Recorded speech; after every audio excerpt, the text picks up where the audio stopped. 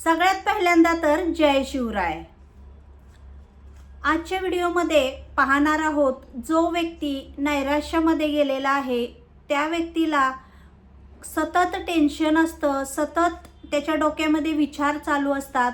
तो डिप्रेशनमध्ये गेलेला आहे, तो कोणामध्ये मिसळत नाही, एकटा एकटा बसतो आणि या गोष्टीचा हळूहळू त्याच्या शरीरावर परिणाम होतो आणि मग साहजिक आहे आजाराला आमंत्रण भेटतं. तर डिप्रेशनमध्ये गेलेला व्यक्ती अगदी नैसर्गिकरित्या कसा बाहेर येणार त्याबद्दल मी तुम्हाला आज 4 ते 5 गोष्टी सांगणार आहे. तर बघा, डिप्रेशन म्हणजे टेन्शन, नैराश्य कोणाला नसतं. टेन्शन हे प्रत्येक व्यक्तीला असतं. तो गरीबातला गरीब व्यक्ती असू दे किंवा श्रीमंतातला श्रीमंत राजा असू दे, ते मोठमोठे हिरो हिरोईन असू देत, अगदी शाळेत जाणाऱ्या मुलाला देखील टेन्शन असतं. आणि त्याच टेन्शनचा आपण जर असा सतत विचार करत बसलो तर मग त्याचा परिणाम जास्त मग होतो आणि आपण डिप्रेशनमध्ये जातो. आणि आपण डिप्रेशनमध्ये गेलं की आपल्याला वाटतं नको कोणाशी बोलायला, नको जेवायला, नको खायला, मला नाही कोणाशी बोलायचं आणि माझं मी एकटा बसतो खोली बंद करून. आपण स्वतः मग एकटे विचार करत बसतो आणि त्याचाच परिणाम आपल्या शरीरावर होतो. आणि शरीरावर परिणाम झाल्यानंतर हळूहळू आजारांना निमंत्रण भेटतं. तर मग या गोष्टी सगळ्या आपल्याला साहजिक आहे, प्रत्येक व्यक्तीला वाटतं मी या डिप्रेशनमधून बाहेर पडावं. तर अगदी कोणत्याही डॉक्टरकडे न जाता अगदी छोट्या छोट्या गोष्टी आहेत, नैसर्गिक गोष्टी आहेत. तर त्या कोणत्या गोष्टी आहेत हेच आपण आजच्या व्हिडिओमध्ये पाहणार आहोत. तर चला व्हिडिओला सुरुवात करूया. तर बघा, सगळ्यात पहिली गोष्ट आहे ती म्हणजे अगदी तुमच्या जवळच्या व्यक्तीच्या संपर्कात राहा, त्याच्या सतत सोबत राहा, तुम्ही सतत अपडेट राहा. तुम्ही जेवढं तुम्हाला सोशल मीडियावर तुमचं मन गुंतवता येईल त्यावेळेस, किंवा डिप्रेशनमध्ये ज्यावेळेस तुम्ही असाल, नैराश्यामध्ये असाल, त्यावेळेस तुमचा अगदी जवळचा, प्रत्येकाचा जवळचा मित्र असतो किंवा घरातली व्यक्ती असते किंवा मैत्रीण असते, तर त्या व्यक्तीच्या सतत संपर्कात राहा. तुम्ही त्याला तुमच्या डोक्यामध्ये काय विचार चाललेले आहेत की ते सगळं तुम्ही तुमच्या मित्राशी मैत्रिणीशी शेअर करा. आणि जेवढ्या चांगल्या गोष्टी सोशल मीडियावरून घेता येतील तेवढ्या चांगल्या गोष्टी घ्या.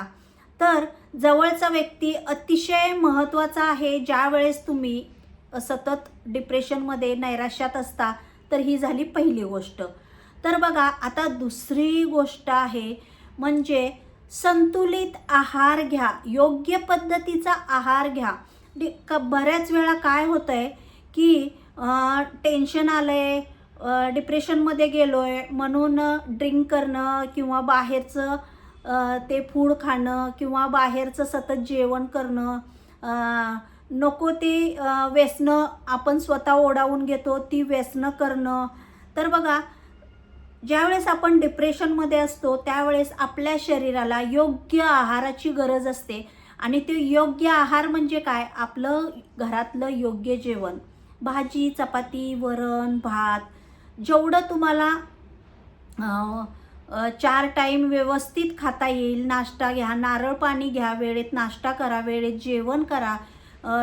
जसं ज्या त्या म्हणजे ह्याच्यामध्ये ऋतूमध्ये जसं ते वातावरण असेल तसं तुम्ही ते जेवण करा. म्हणजे कसं, उन्हाळा असेल तर लिंबू पाणी घ्या, उसाचा रस घ्या आणि योग्य आहार घ्या. जेवणामध्ये कोशिंबीरचं सेवन करा. किंवा बाहेर जरी तुम्हाला असं वाटलं की नको खायला तरी तो अगदी साधा सिंपल आहार घ्या.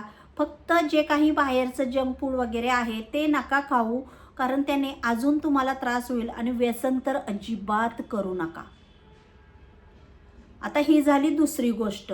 आता तिसरी गोष्ट आहे ती म्हणजे बघा, सतत तुम्ही डिप्रेशनमध्ये आहात त्यावेळेस तुम्ही अगदीच अंथरुणावर पडून राहणे किंवा सतत लोळत राहणे, घरात सतत ते अंथरूणच असणे, ते अंथरूण जास्त करून तुम्हाला बघून अजून डिप्रेशनमध्ये गेल्यासारखं वाटतं. त्यामुळे तुमच्या शरीराची जेवढी तुम्हाला हालचाल करता येईल तेवढी हालचाल करा, व्यायाम करा.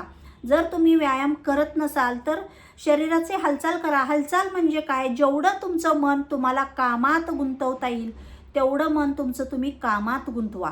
जेवढं तुम्ही काम सतत करत राहाल ना की तर तुमच्या डोक्यामध्ये तेच विचार नाही येणार सारखे. आणि जर तुम्ही व्यायाम करत असाल, जर तुम्ही घरात काम करत नसाल तर तुम्ही व्यायामाकडे लक्ष द्या. जेवढं तुम्हाला व्यायाम करता येईल तेवढा व्यायाम करा. जेवढं तुम्हाला योगासनं करता येतील तेवढी योगासनं करा.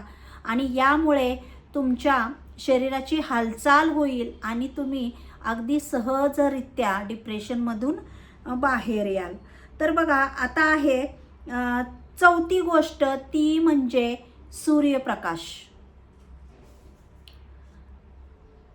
निदान दिवसातून 5 ते 7 मिनटं तरी वेळ काढून तुम्ही अगदी सूर्यप्रकाशात तुम्ही उभे राहिलात किंवा अगदी 10 मिनटं सूर्यप्रकाशामध्ये बसलात तरी आपल्या शरीरात जर विटॅमिन डीची कमतरता असेल तर सूर्यप्रकाशामुळे ती भरून येते. आणि विटॅमिन डीची कमतरता असेल तर तुम्हाला एक सांगते मी, आपल्या शरीरातले हे स्नायू आहेत ना ते असे आकडले जातात, आपले हाडं दुखू लागतात.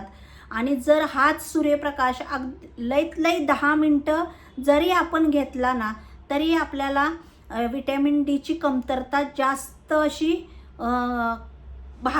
कमतरता वाटत नाही. आणि विटॅमिन डी जर आपल्या शरीरामध्ये चांगलं असेल तर आपले स्नायू पण दुखणार नाहीत किंवा हाडं पण दुखणार नाहीत किंवा स्नायू आपले आकडून असे राहणार नाहीत.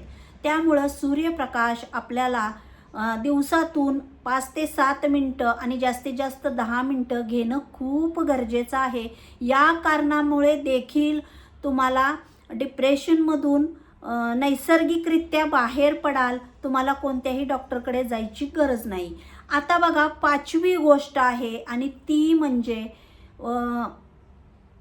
सतत भूतकाळात ज्या काही गोष्टी झालेल्या आहेत त्या गोष्टींचा विचार करत बसणं. ही गोष्ट माझ्यासोबतच का झाली, हे माझ्यासोबतच असं नेहमी होतंय, त्याच्या समोरच्या व्यक्तीसोबत होत नाही आणि मलाच सतत त्रास होतो. मागे पण मलाच त्रास झाला आणि आता पण मलाच त्रास होतोय. कसं आहे माहिती आहे का, दुःखापाठोपाठ सुख आणि सुखापाठोपाठ दुःख हे येत असतं. त्यामुळं माझ्याच सोबत असं का होतंय हे तुम्ही अजिबात म्हणू नका. आणि त्या गोष्टीचा विचार करून अजून तुम्ही मग नैराश्यात जातात. त्याचा सगळा परिणाम आपल्या शरीरावरती होतो आणि आपल्याला मग नीट जेवण जात नाही, आपला आहार नीट होत नाही ना, नीट वेळेत जेवणं खाणं पिणं, सतत टेन्शन. त्या टेन्शनमुळे आपण मग काय होतो की व्यसनाकडे वळले जातो आणि याच व्यसनाचं रूपांतर मोठं होतं नंतर. आणि मग अजून घरामध्ये टेन्शन, कलह, सतत भांडणं या गोष्टी वाढत जातात. त्यामुळे तुम्ही भूतकाळात ज्या काही गोष्टी झालेल्या आहेत ना, झालेल्या गोष्टी परत तर येणार नाहीत ना, मग तुम्ही त्या गोष्टीचा विचार न करता आता भविष्यकाळात आपल्याला काय करायचं आहे याच्यावर लक्ष केंद्रित करा. तर मग आजच्या ह्या मी तुम्हाला ज्या काही 5 गोष्टी सांगितल्या डिप्रेशनमधून बाहेर येण्याच्या, तुम्हाला कशा वाटल्या नक्की कमेंटमध्ये सांगा. आणि जर तुम्ही